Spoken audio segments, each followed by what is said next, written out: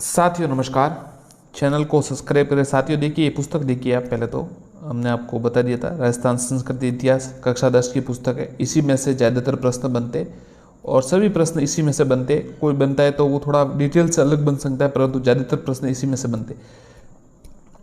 शुरुआत हमने की थी, सभ्यता तक पढ़ लिया था। अगर आपने नहीं देखा है तो इससे पहले का वीडियो देख लीजिएगा, प्लेलिस्ट बना देंगे तो आप उसमें से देख लीजिएगा। और आगे देखते हैं राजपूतों की उत्पत्ति। ये हम पढ़ेंगे आज, राजपूतों की उत्पत्ति और सभी वंश के बारे में। चलिए शुरू करते हैं, ज़्यादा आपका समय नहीं लेंगे। हम भी नहीं चाहते कि ज़्यादा लंबा वीडियो बने, परंतु डिटेल से बताना पड़ता है। देखिए, हर्षवर्धन की मृत्यु के पश्चात 647 में, और वैसे आप चिंता न करें क्योंकि हमने ये पहले ही पढ़ रखा है, तो जो इम्पोर्टेंट होगा वही आपको बताया जाएगा। आप चैनल को सब्सक्राइब जरूर कीजिएगा और वीडियो को लाइक एवं शेयर करिएगा, क्योंकि जो हमारा चैनल है वो काफ़ी बड़ा बनने वाला है। ये समय के अनुसार बड़ा जरूर बनेगा, क्योंकि हम बहुत अच्छा कंटेंट दे रहे हैं और प्रयास कर रहे हैं कि अच्छे से अच्छा आपके लिए तैयार रखें। तो और वस्तुनिष्ठ प्रश्न भी आ रहे हैं रोज़, तो इसलिए चैनल ग्रोथ तो जरूर करेगा बहुत तेज़ी से। तो इसलिए आप अभी से जुड़ जाए ताकि आपको अच्छा कंटेंट मिले। और देखिए, गलत इन्फॉर्मेशन नहीं आनी चाहिए। हम बोर्ड की किताबों से पढ़ रहे हैं तो अच्छी किताब, और वस्तुनिष्ठ प्रश्न भी लगातार हम अपलोड कर रहे हैं। चलिए शुरू करें। राजपूतों की उत्पत्ति व हर्षवर्धन की मृत्यु 647 के बाद राजनीतिक एकता जो गुप्तों के समय स्थापित हुई थी वह संघर्ष समाप्त हो गया। अब देखिए, भारत का पूर्व मध्यकालीन इतिहास इन राजपूत राजवंशों के इतिहास है, इसलिए इसे राजपूत काल कहा जाता है। आपस में संघर्ष रहे थे। अब देखिए, राजपूत कौन थे, इस प्रश्न हमें उलझा हुआ है। और देखिए, सभी का अलग अलग मत है। राजपुत्र यानी राजा का पुत्र, डॉक्टर ओझा द्वारा बताया गया। अब देखिए, विदेशियों की वैदिक आर्यों की संतान डॉक्टर गौरी शंकर हीराचंद ओझा के तथा सीवी वैद्य। ध्यान रखिएगा, डॉक्टर गौरी शंकर और सीवी वैद्य के अनुसार भारतीय आर्यों के क्षत्रिय वर्ण की संतान मानते हैं। प्राचीन क्षत्रियों की तरह अश्व तथा अस्त्रों की पूजा करते हैं और इनमें यज्ञ और बलि भी उनका विश्वास। इसके सुडोल शरीर, शारीरिक गठन, लंबी नाक व लंबे सिर से प्रमाण होता है कि आर्यों के संतान है। ध्यान रखिएगा, ये किसने कहा? गौरीशंकर और सीवी वैद्य ने आर्यों के संतान कहा है, गौरीशंकर हीराचंद ओझा ने। और अब देखिए, अग्निकुंड से उत्पन्न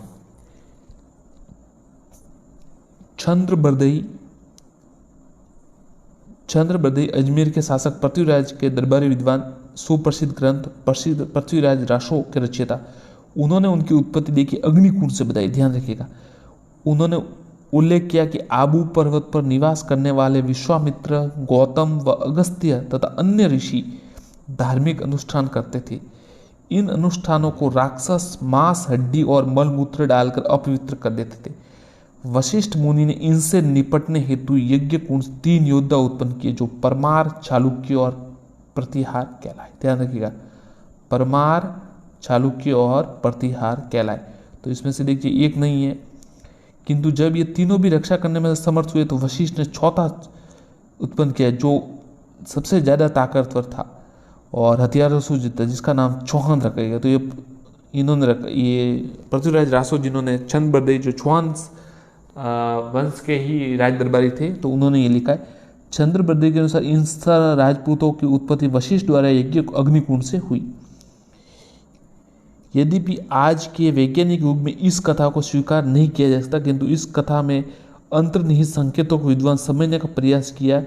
विद्वानों के अनुसार संभवतः प्राचीन काल में क्षत्रिय जो बौद्ध बन गए थे, या प्राचीन आदिवासी भील या मीणा आदि विदेशी आक्रमणकारी शक्तियों, शक, हुण, युचि आदि की तरह अग्नि द्वारा शुद्धि करके क्षत्रिय वर्ण में शामिल किया। ये कथा इसी घटना पर साहित्यिक प्रस्तुति हो। अब देखिए, ब्राह्मणों से उत्पत्ति। तो देखिए, आप दो तो याद होगी आपको, वैदिक आर्यों से उत्पत्ति गौरीशंकर हीराशंकर ओझा और फिर सीवी वैद्य, और अग्निकुंड से उत्पत्ति चंद्रबरदई। अब आगे देखिए, ब्राह्मणों से उत्पत्ति का सिद्धांत। डॉक्टर सर्वप्रथम CR भंडारकर ने गुहिल राजपूतों की उत्पत्ति नागर ब्राह्मणों से बताई। राजपूतों के ब्राह्मण वंशी होने के साक्ष्य में डॉक्टर भंडारकर बिजोलिया शिलालेख का उल्लेख। देखिए, ये थोड़ा इंपॉर्टेंट है, याद रखिएगा। ऐसे तो आ जाता है कि डॉक्टर भंडारकर ने कहा बताया तो ब्राह्मणों का ब्राह्मण वंशी बताया, परंतु उल्लेख कहाँ मिलता है तो उन्होंने बताया कि ये जो बिजुलिया का शिलालेख है उससे उल्लेख करता है, जिसमें वासुदेव चौहान के उत्तराधिकारी सामंत को वत्स गोत्रीय ब्राह्मण बताया गया है। इसके अतिरिक्त उनके अनुसार राजशेखर ब्राह्मण का विवाह अवंती सुंदरी के साथ होना चौहानों का ब्राह्मण वंश से उत्पत्ति का अकाट्य प्रमाण है। ये 2 प्रमाण उन्होंने दिए हैं। एक तो बिजुलिया में वो शिलालेख में से उत्तराधिकारी सामंत का वत्स्य गोत्र, एक राजशेखर जो ब्राह्मण का विवाह अवंती सुंदरी से होना। डॉक्टर गोपीनाथ शर्मा ने भी मेवाड़ के गुहिलोत नागर जाति के ब्राह्मण गुहेदेत का वंशज बताया।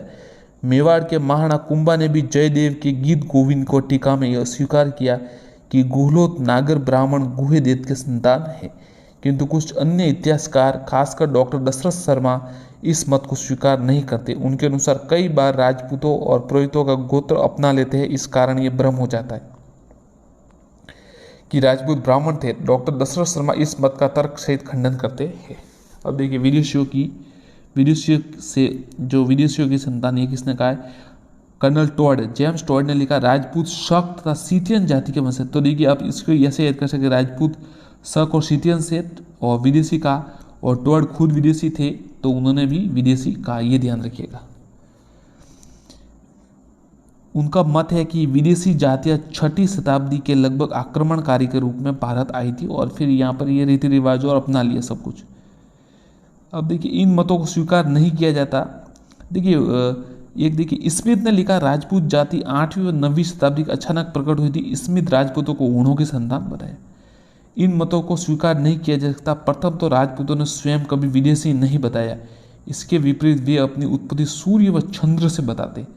राजपूतों के रीति रिवाज की शक या सीथियन रीति रिवाज से साम्यता स्थापित करना भी अनुचित है, क्योंकि उनके रीति रिवाज शक कुषाणों के आने के पूर्व भी भारत में प्रचलित थे।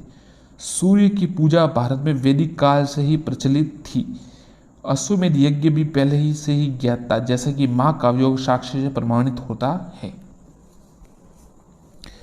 तो ये साथियों हो गया। अब देखते हैं अग्निकुंड की कहानी भी काल्पनिक प्रगति लगती है। देखिए क्या लिखा है अग्निकुंड, इस प्रगति की युग में नहीं चल सकती। उनके सूर्य तथा चंद्र से उत्पत्ति काल्पनिक सत्य हो सकता है। राजपूत चाहे किसी के रूप में जन्मे हो, लेकिन ये सत्य के इतिहास में उनके महाकाव्य के रूप में क्षत्रियों की परंपराओं को बनाए रखा। अभी सब में मतभेद है, अलग अलग है। तो अब देखिए चलिए शुरू करते हैं आगे का। राजस्थान के राजपूतों का वंश का परिचय। गुहिल वंश, इस वंश के प्रतापी शासक उदयपुर, राजसमंद, चित्तौड़ और प्रतापगढ़, इनके आसपास के क्षेत्र मेवाड़ कहलाता है। गुहिल वंश के मेवाड़ पर शासन किया। इन वंश का नामकरण जो है वो प्रतापी शासक गुहिल के नाम से हुआ।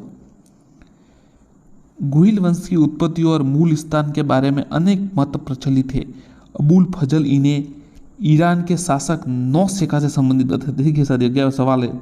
अब देखिए ऐसा सवाल अगर कठिन बनाना चाहे ना तो ऐसे सवाल बनता है कि किस वंश के लिए अबुल फजल ने कहा कि ये नौशेखा वंश से संबंधित है, या किस नौशेखा से संबंधित है, या फिर किस अबुल फजल ने गुहिल वंश को किससे संबंधित बताया, तो ईरान की शाखा नौशेखा से संबंधित बताया।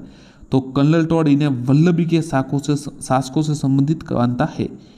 वही नैन्सी व गोपीनाथ शर्मा इनके ब्राह्मण होने का मत प्रतिपादित करते हैं।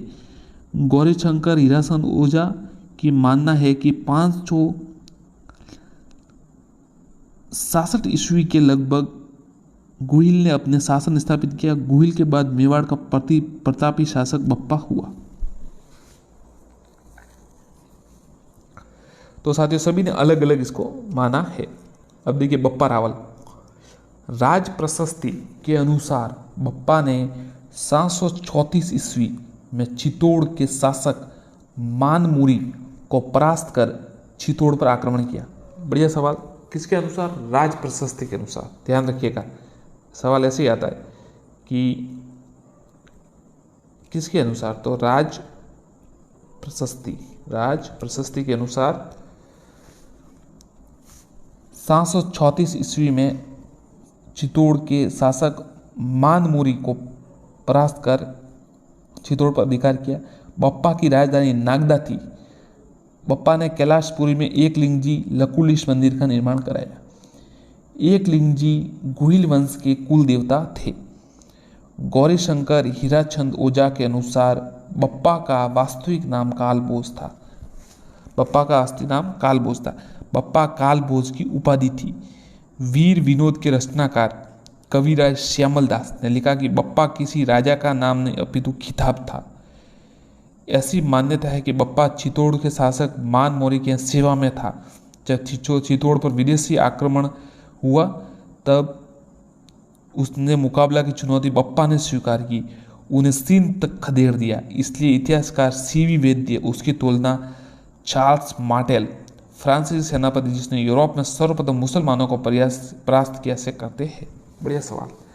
तो आप कह सकते हैं कि जैसे इन्होंने राजस्थान के कहा या भारत का कहा, जो भी कहा कि भारत का चार्ल्स मॉडल कौन है या राजस्थान का चार्ल्स मॉडल, तो बप्पा को कहा गया है।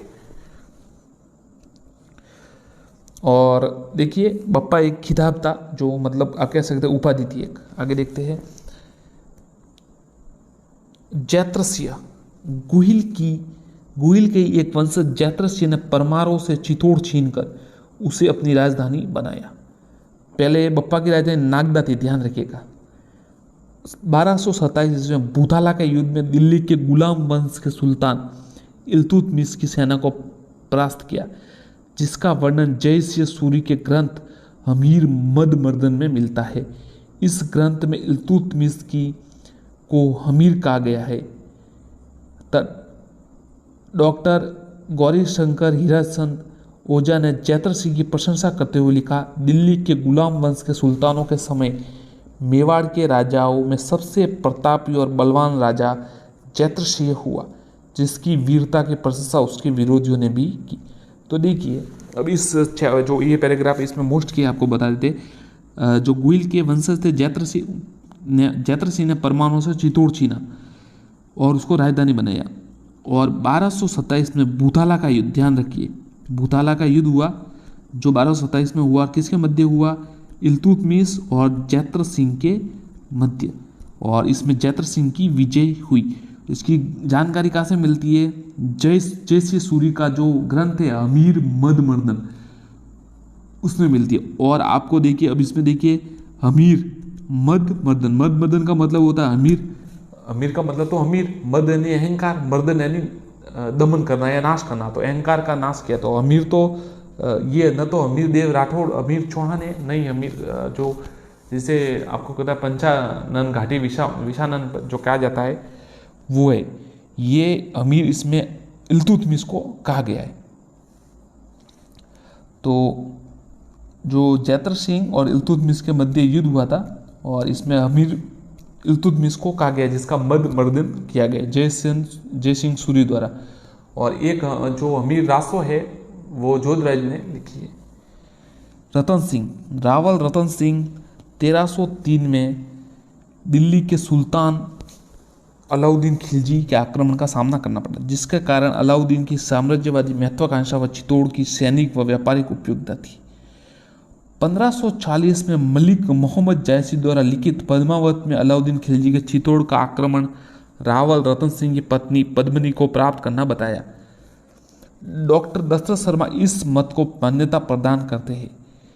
अलाउद्दीन की सेना से लड़ते हुए रतन सिंह व उसके सेनापति गोरा बादल वीर गति को प्राप्त हुए तथा रानी पद्मिनी ने 1600 महिलाओं के साथ जौहर कर लिया। देखिए साथियों, 1600 महिलाओं के साथ जौहर कर लिया।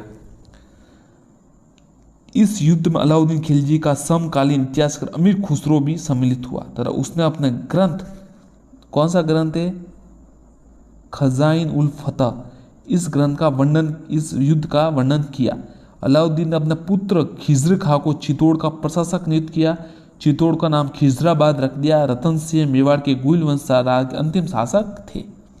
याद रखिएगा साथियों, खिज्र खां को अपॉइंट दिया, मतलब उसको चित्तौड़ पर अपॉइंट कर दिया और नियुक्त कर दिया, और खिजराबाद उसका नाम कर दिया। और रतन सिंह मेवाड़ के गुहिल वंश की रावल शाखा के अंतिम शासक थे।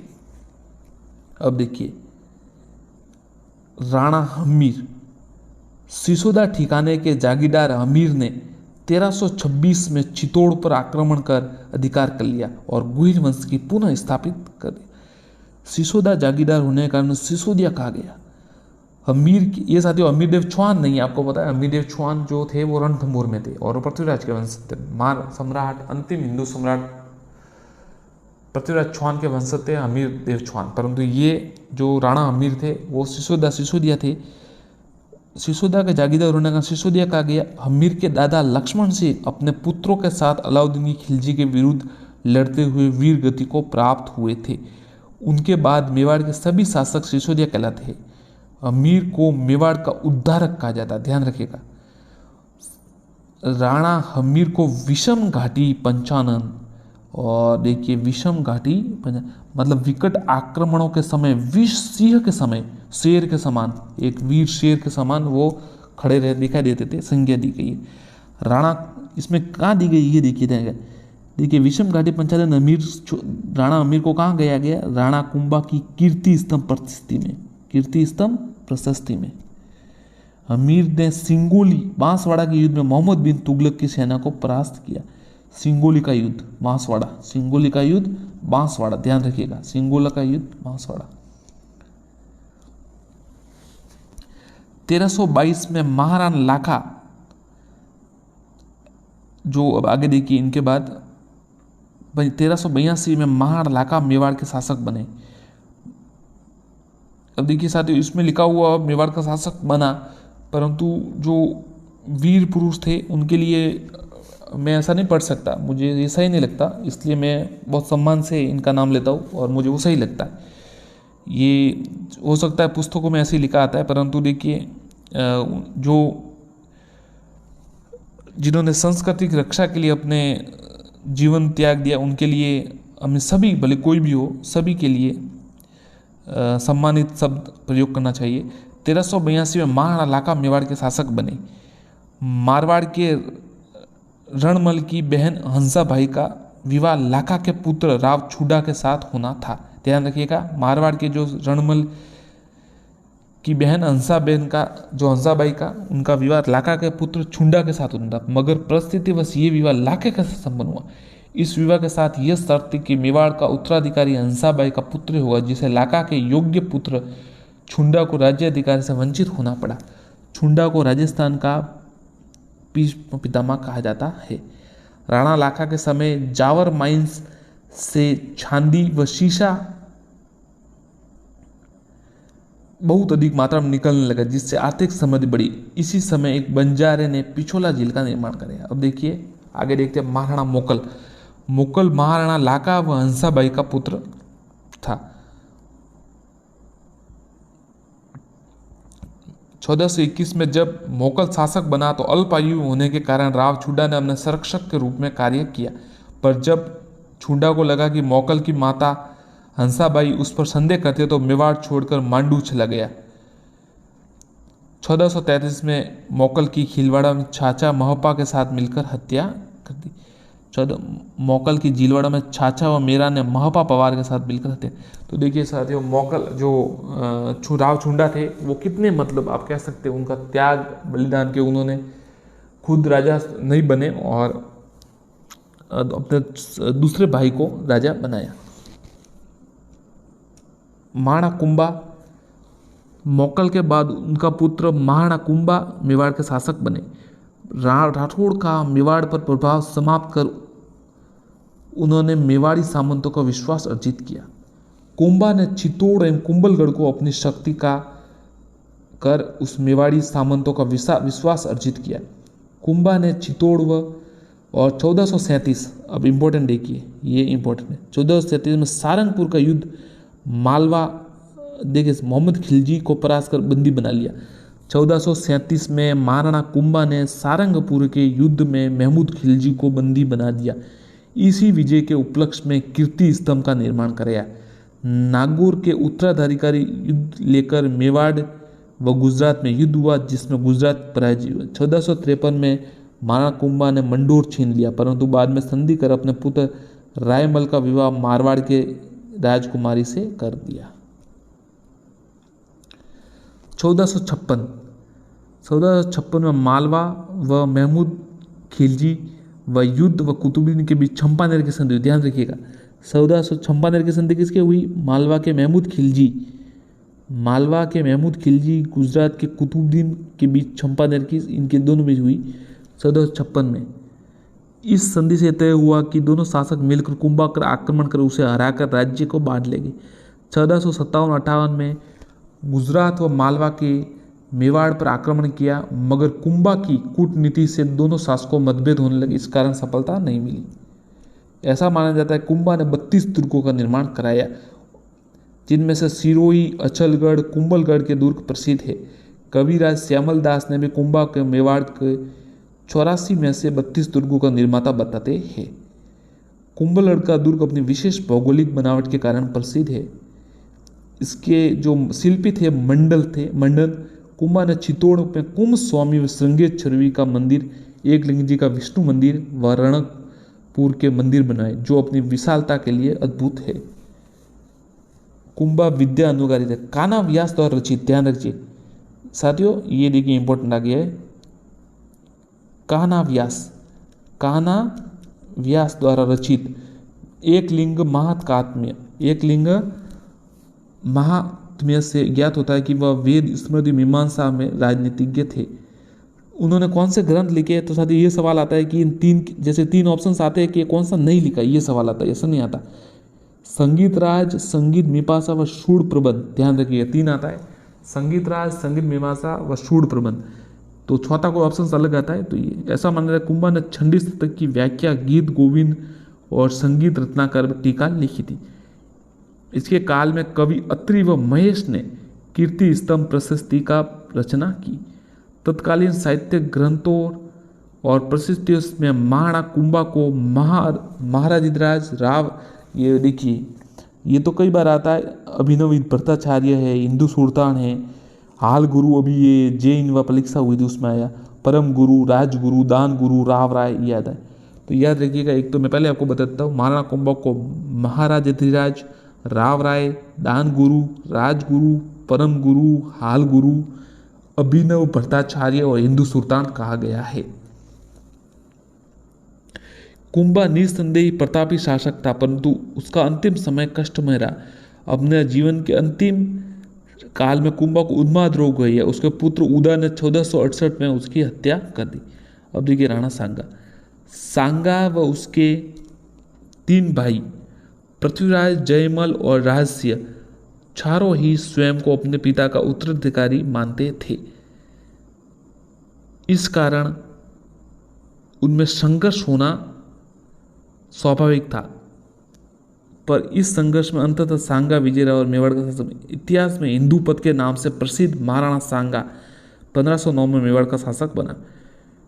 वे इस समय मालवा पर सुल्तान, उस समय जब महाराणा सांगा सुल्तान, माफ कीजिएगा, शासक बने, तब मालवा पर सुल्तान नसरुद्दीन शासन कर रहा था। ध्यान रखिएगा, समकालीन प्रश्न आता रहता है कि नसरुद्दीन किसके समकालीन थे।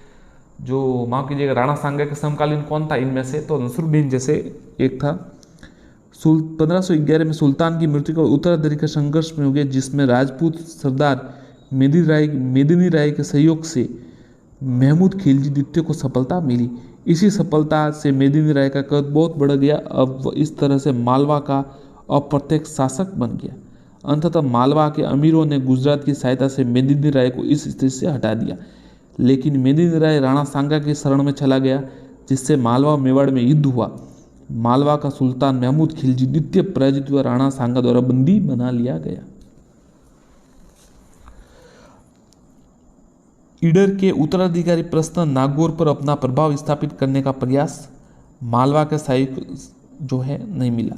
अब देखिए राणा सांगा के बीच और क्या हुआ। देखिए बाबर ने राणा सांगा पर विश्वासघात का आरोप लगा। देखिए सबसे पहले क्या हुआ कि 1517 में है ना, महाराणा सांगा ने खतौली, जो वर्तमान कोटा में, ध्यान रखिएगा, के रूप में दिल्ली के सुल्तान इब्राहिम लोदी को परास्त किया। खतौली के युद्ध में इब्राहिम लोदी को, उसके बाद राणा की सेना ने बाड़ी, धौलपुर के युद्ध में भी इब्राहिम लोदी को परास्त किया।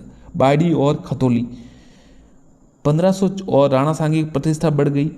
राणा सांगा उत्तर भारत का शक्तिशाली शासक बन गए। 1526 में बाबर ने पानीपत के युद्ध में इब्राहिम लोदी को परास्त कर आगरा पर अधिकार कर लिया।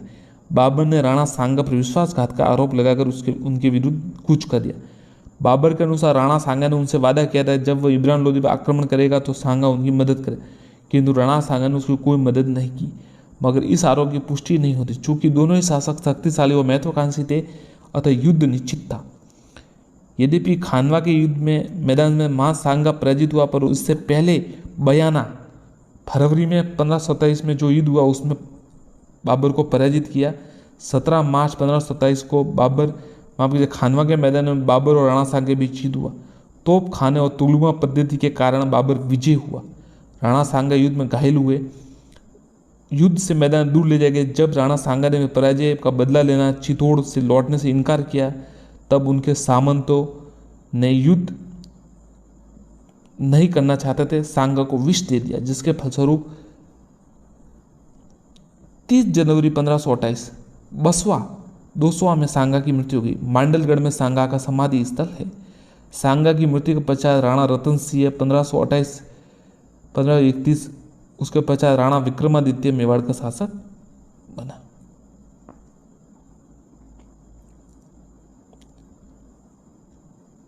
साथियों धन्यवाद। आगे का जो है हम महाराणा प्रताप का और काफ़ी चैप्टर बड़ा होगा, तो वो हम कल करेंगे अगली क्लास में। धन्यवाद। आप चैनल से जुड़े रहे, सब्सक्राइब जरूर करें, वीडियो को लाइक एवं शेयर करें। धन्यवाद। लाइक जरूर करें, सब्सक्राइब जरूर करें।